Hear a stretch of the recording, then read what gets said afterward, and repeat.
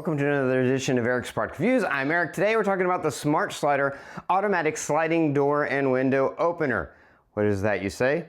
Alexa, open the sliding door to 60%. The SmartSlydr system lets you automatically open and close your door. Yes, you can do it with Alexa by voice. You can also do it in the app. You also can get a pet pass tag and antenna system that would allow your dog to open the door for themselves by just walking to it. Alexa, close the sliding door. And you can also get this nice large button that you can either post higher for humans to press to open the door, or you can press it lower and train your dog to press it with their paw in order to open the door. So you have lots of options. This video is not going to be a demo or review, although I just did a little demo. This is going to be about installation, because I'm assuming that if you're interested in purchasing the SmartSlydr system, you probably want to know about installation. How hard is it or easy is it to install? What is the installation process? And if you've already bought the SmartSlydr system, maybe you're looking for a video to help you out. Now, SmartSlydr website does have, if you go to there and go to support, they have a step-by-step guide, and that is what I'm going to tell you from the beginning. That's what you need to use while you're actually doing the installation, because that will take you step by step. It'll ask you questions about what you do and don't have and your setup, so it'll give you specifically what you need to do for your setup. However, this video is going to be a great supplement, because the system itself is actually a very simple system. There's not a lot of parts, there's not a lot to it. However, when you've never done something like this before, it can be kind of complicated. For example, now that I've installed this, if I were to install it again, it would probably take me maybe 45 minutes, maybe an hour at the most, but probably 30-45 minutes. However, the first time we installed it, it took us about 3-ish hours. And that was simply because we made mistakes. There were things that we didn't understand that now that we understand would be much simpler. So I'm going to try to save you some of that heartache and headache by going over those steps with you, giving you tips and tricks, letting you know some of the things we did wrong so that you can avoid those mistakes. So let's get started. Step one is pretty simple. They include some lubricant in with your packaging, and you're going to want to use that because the lubricant is going to go in the track. You're going to clean the track of your door or your window and then lubricate it so that it glides smoothly and easily. That's important in order for the SmartSlydr to function correctly. Now we're going to go to step two, but first I do want to mention, you'll see my SmartSlydr goes the entire length of my door. I got the custom SmartSlydr that does that. You may have one that's a different size. If you get one of the standard ones, they may not go the entire length of your door. They may be a lot shorter, but the installation process is still basically the same. Where you put the brackets are going to be a little different, obviously, because it's not as long or as wide, but the process is the same. So just know that just because mine is different doesn't mean anything else about the installation process is different, and I'll talk about those things as we go through these steps. Step two is really the biggest part of installing the SmartSlydr system. That's when you're installing the metal mounting brackets. 2 brackets that are going to hold the entire bar. Now, depending on the length of your bar, because some of you will have a bar that's shorter than mine, I got the custom SmartSlydr, so it's the entire length of my door. If you're getting one of the standard ones, it's not going to go the entire length of your door, and that's fine. It still works just the same, and installation is more or less just the same. And it's always with 2 metal brackets. And that's why this is fairly simple once you know what you're doing. Now, if your overhang for your door is wide enough, you're going to install those metal brackets right up. You're going to screw them right up into the overhang. That's the easy way if your door has that. My door doesn't have that. A lot of doors don't have that. There's a second way, and that's using the mounting brackets. They include these 2 plastic mounting brackets that you mount to the wall above your door, and it basically just extends the overhang out. Now, I'm going to give you a big tip with those. You want to make sure when you're installing those that basically you're extending your overhang. So make sure they're low enough so that they're equal. When we first installed them, we had them up just maybe a tiny, just like a millimeter, barely, but it didn't provide one flat, smooth surface between the overhang of the door and the bottom of the mounting bracket. They were offset a little bit, and that didn't work. We had to uninstall them and then reinstall them. So make sure when you do it, you're making that bottom, the bottom of the mounting bracket even level with the door overhang so that it's one flat surface. Also, placement for these. They'll guide you in the instructions, but just more or less, if you were to divide the bar in half, however long your bar is, then one is going to be in the middle of one half and the other one's going to be in the middle of the other half. However, make sure you don't install these where this latch is. When you get the bar, this latch, which is what moves back and forth to open and close your door, it's in a specific position.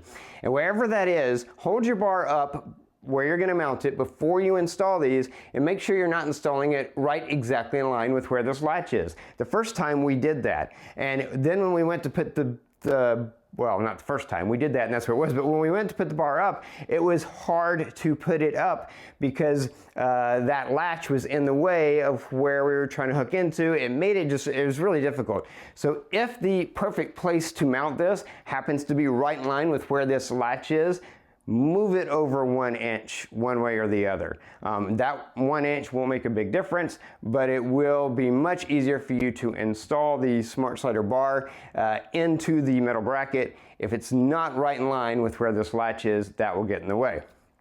Also, there's a tool that they include in there, and again, use the guide on the SmartSlydr website. There's a little tool they give you when you're screwing the metal brackets into the bottom of the mounting bracket or into the bottom or into your overhang. There's a tool they give you to make sure you get the spacing right. You don't want the metal bracket to be completely against your sliding door sill. That'll put the SmartSlydr too far back. So they give you a spacer, a little plastic tool that's used as a spacer to make sure you're getting it in the right position. So make sure you use that. Once you get it installed, there is a test to look and see if it's too far back and make adjustments if it is. So you can address that later, but if you use that tool, hopefully it'll just be right the first time. Step 3, if you're using the Pet Pass feature, that's the little tag. In order for that to work, there's an antenna that's included in this.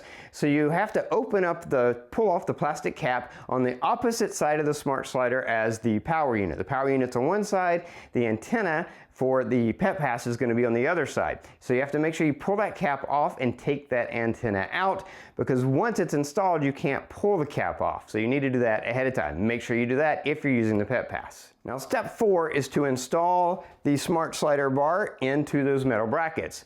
Now, hopefully you're watching this video before you've done anything, and I'm going to tell you, when you receive your SmartSlydr bar, the metal brackets are attached to the bar. And there's this little plastic tool that you use for several things, and you use that to kind of pop them off. Before you do that, take note of how they are attached to the bar. Because when you attach this bar into those metal brackets, they pop in really easily if you know what you're doing. There's a little groove in the middle of the back of the SmartSlydr bar that the bottom of the metal bracket latches into. However, if you don't know that that's where it is, you will have a tendency to be trying to latch it. There's another kind of groove in the bottom here, and you'll be trying to latch it into that. We spent a lot of time latching the bottom of the metal bracket into the wrong groove and then trying to force the SmartSlydr to snap in, and it wasn't snapping in, and we couldn't figure out why in the world it wasn't going in. It's because we had it in the wrong groove. The groove that the bottom of the metal bracket latches into is in the middle of the SmartSlydr bar. So before you pop those brackets off, look how they're attached to the SmartSlydr bar. That will save you a lot of headache and a lot of time later when you're doing this step, because this step is to snap it in. And I will tell you, when we were trying to do it and doing it the wrong way, it took us like way too long with 2 people. When I did it later by myself, knowing the right way to do it, I was able to do it in 30 seconds by myself with no problem. So it's just a matter of knowing the right place. The groove that the bottom of that metal bracket goes into is in the middle of the back of this, not at the bottom. It's in the middle. Once you latch into that, then the bar just pops right into the top and locks into place. Now, once you have your bar up there, the next thing you want to do is you want to look at the back. You're going to look at the back, and where this latch is, there's this little thing on the back. It kind of pokes out a little bit, and there's a silicone striping along the back, and as this moves, that little silicone that pokes out. It pokes out where the latch is, and you'll see it. So before you do anything, you look at that, because you want to make sure that's not up against your door. You don't want it rubbing against your door, because then when this is going back and forth, it'll be rubbing against the door, and that's not good for it. And that's what I was talking about earlier when you're using the little guide to make sure the middle bracket isn't too far back. But even using the guide, you may not get it exactly right once you've screwed them in. So that's why after you install it, you want to double check and make sure it's not too far back. When we did ours the first time, it was a little bit too far back. So we had to take it out of the bracket, adjust the middle brackets forward just a tiny, tiny bit, and screw them back in, and then put it back in. But that's an important step, is making sure that the back of where the latch is, that's not up against your door. There needs to be a tiny little space between the back of where the silicone is behind the latch and the door. So that's that step. Step 6 is installing the end brackets. So these little plastic end brackets, they go on either side of this. Ours are right here on our door. If you have enough of an overhang that you're installing the metal brackets directly in the overhang, then you'll also install the end brackets in the overhang, and you'll actually screw them in. If you don't have enough overhang, like we don't, then you end up putting them on the door sill on either end of the SmartSlydr. Now mine are on the very end because my SmartSlydr is custom, but even if you have one of the shorter SmartSlydrs, it's still just going to go on the door sill up against this, and these are very important. These hold this in place. When this is opening and closing that door, there's quite a bit of force that it's using. And if something isn't holding the SmartSlydr in place, because the SmartSlydr is just in these metal brackets, it can slide back and forth in these metal brackets. If something wasn't holding them in place, then when it tried to open the door, instead of opening the door, it itself would shift, it would move. And so those end brackets are very important because they hold the SmartSlydr in place so that when it's using that force to move the door back and forth, it doesn't move, the door moves. And that's what those end caps are for. Again, you're either going to screw it into the overhang, or if you're putting it on the door sill like we did, then they include sticky pads that you can use to attach them to the door sill. That's step 6. Step 7 is installing the corner cap. The corner cap is what attaches to your door, allows the latch to latch into it in order to open the door. There's different sizes of these, depending on how far away the SmartSlydr and the latch is from your door. Now on ours, because the way our door is designed, it's the farthest possible away it could be and still work. So we had to use the largest corner cap that they have, but they have 3 different sizes. So however the distance is, it'll work. Now also the latch itself screws in and out in order to be able to extend more or less in order to fit the corner cap. So make sure you note that as well. When you install this corner cap, make sure you install it in the right place. The first time we did it, we didn't install it in the right place. I don't know how we didn't do it in the right place, but we didn't. So we had to remove it after we'd already, and it uses adhesive. Now there is adhesive, there's also a screw. The adhesive may or may not be enough. It's like an adhesive